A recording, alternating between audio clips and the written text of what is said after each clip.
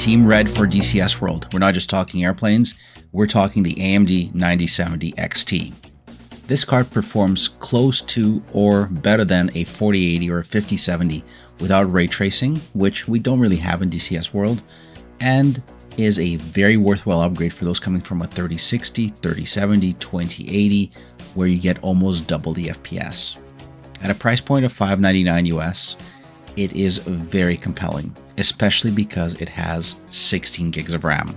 So if you are currently using a card with 8 gigs of RAM, this is a very natural upgrade. Plus, it has the 8-pin power connectors, which so far have not been seen to burn down like some of the NVIDIA connectors.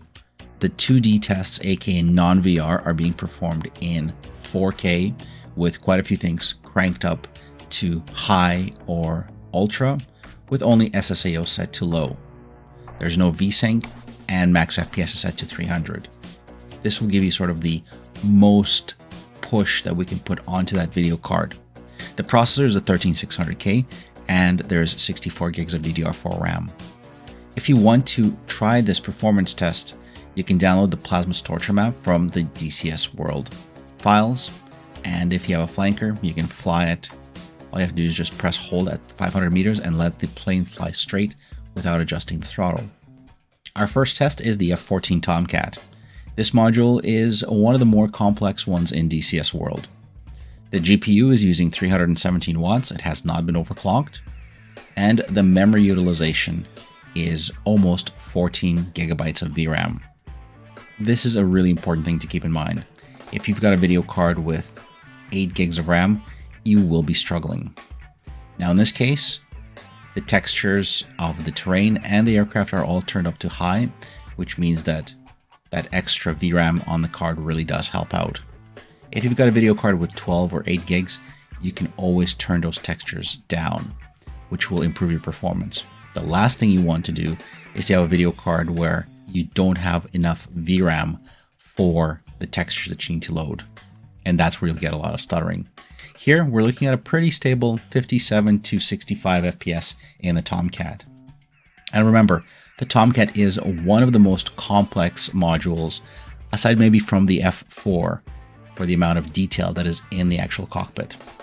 The shadows are fairly detailed here, and that does tax the video card quite a bit. Switching over to the flanker, we automatically gain about 10 FPS of performance. Why? Well, the flanker model is actually quite a bit simpler. Also, you can see that our VRAM usage has gone down from around 14 gigabytes down to just over 11. And again, this is with everything pretty much turned up to high. This gives us the idea that even on a video card, I think the 12 gigabytes 80 series 3080 cards, you'll still be almost hitting that bottleneck. Close, still even within operational parameters, but keep in mind that VRAM is quite important, and this is where the 9070 really does shine. But we don't always fly in 2D, aka non-VR, so we'll do some VR tests as well.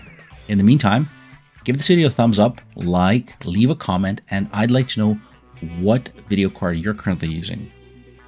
As well as, are you thinking of getting a NVIDIA card or an AMD card? I was lucky enough to be able to test this card out, and I'll tell you this, it performs quite well unless you're looking for some specific RTX configurations. But let's hop into VR. Here's the VR settings. We are using the Pimax Crystal at 0.9 pixel density, and we're going to hop into the flanker. It was really hard to record this. I'll try to run it through AI to improve the detail of the actual FPS counters. Hopefully they're legible. But as you can see, in VR, in the flanker, we're getting about 40 to 45 FPS. It's not too bad. It's actually fairly impressive because we are driving a helmet like the Pimax Crystal. And then here come the cluster munitions. This is one of the more taxing parts. As you can see, the GPU is 100% used up, and we're again at 12 gigabytes of VRAM being used. Now, when those cluster munitions hit, our FPS does drop into the 30s. So we go from about low 40s, mid 40s to low 40s, mid 30s. And if we turn off the shadows, well, the picture changes quite a bit, as you can see here. It's a dramatic change with the shadows turned off. But you do gain about 10 FPS in the Pimax Crystal. Now, if you've got a helmet with a lower resolution, such as the Reverb G2, you should be looking at about 50 to almost 60 FPS in this configuration with the shadows and MSAA turned off. But it's all about performance / the amount of quality. So now in the Tomcat, now we're struggling. Now we're sticking to the high 30s, breaking into the 40s. Our shadows are turned on and our MSAA is at 2 times here. Still a ton of detail. And again, apologies for the FPS counter at the top. Recording the FPS is sometimes a pain in VR. I really do miss FPS VR from Steam. Now here, as we come through the tree lines, flying low, our FPS starts to dip into the 20s in the Tomcat. And then here come the cluster munitions, another challenging area. And yep, our FPS here is now hitting 20s and low 30s, barely tickling the 30s. If we turn off the shadows in the Tomcat, our FPS does bump up. So again, we gain about 10 FPS with the shadows turned off and multi-sample anti-aliasing turned off. And remember, this is the Pimax Crystal, which is 2800 by 2800 pixels plus, well, we reduced it by 10%, so it's about 2500 by 2500. Now, as you can see, with the shadows turned off, the picture does change quite dramatically. And remember, this is the Plasma's Torture map. So this is not the easiest map to really run. Even my 4090 can struggle on this map.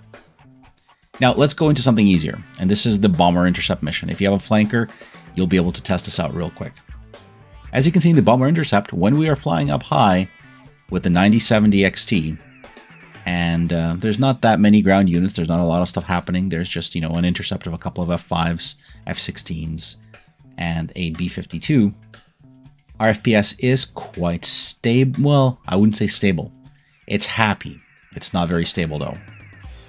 The FPS will fluctuate anywhere between 85 to about 65 at altitude. But what if we dip down low? This is where it gets interesting. I'm going to pull down here, and I've slowed down the frame rate here on purpose to about half, just so you guys can see, and it won't jitter too much on your screen as I do maneuvers here. So I'm rapidly descending, and as you can see, as soon as we're looking towards the ground with the 9070, our FPS does start to tank. We've gone from 80s and 70s down into the 60s and 50s as we drop in altitude. On a high-end card like a 4090, you won't really see that much of a hit. And remember, this is also with the shadows turned off. This is pretty much, well, not quite max performance, but quite up there. And as we get down to the ground, this is where the interesting parts start to happen with the 9070, is you start seeing significant variations in performance. It goes from 50s down to 40s, sometimes down to 30s. This is unusual. I'm hoping there's going to be updates to the drivers, which will improve the overall FPS stability. So what can I say about the 9070 as a summary?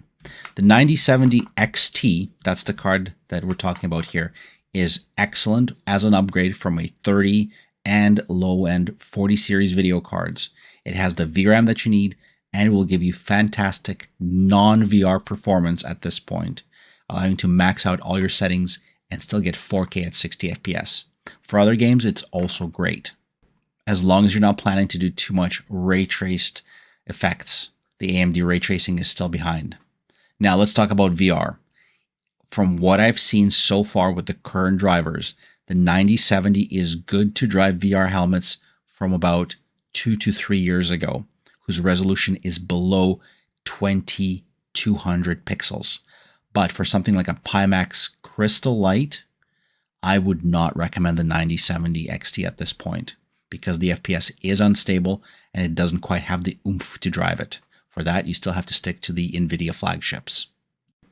I hope this video gave you some ideas, and I am very impressed with the 9070 XT.